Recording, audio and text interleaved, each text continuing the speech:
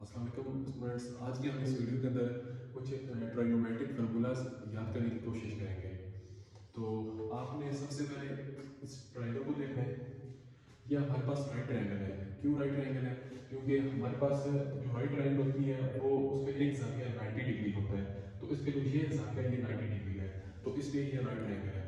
तो अब देखेंगे इसकी साइड्स हम पहले लिख लेते हैं। जो 90 डिग्री के बिल्कुल सामने साइड होगी वो हमारे पास हमेशा से हाइपोटेन्यूज होगी।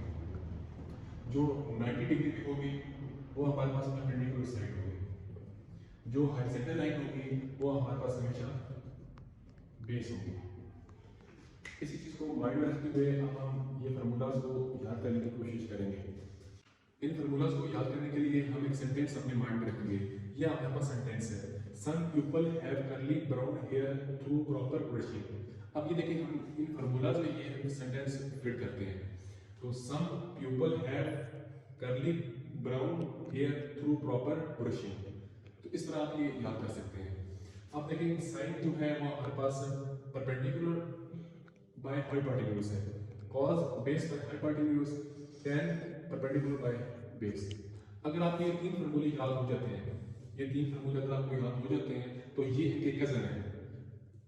साइन का कजन कोसेकेंड है, मतलब जो साइन का फार्मूला होगा उसका उलट हमारे पास कोसेकेंड का फार्मूला बन जाएगा। कोसेकेंड का बनेगा हाइपोटेन्यूज बाय परपेंडिकुलर।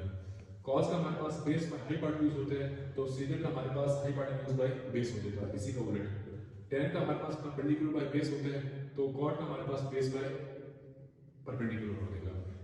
ये बहुत सिंपल सा मेथड है ये फार्मूले याद करने का। सिर्फ आपने ये तीन फार्मूले इस सेंटेंस के थ्रू याद करने हैं, बाकी ये इसके उलट होंगे, इन फार्मूला से उलट।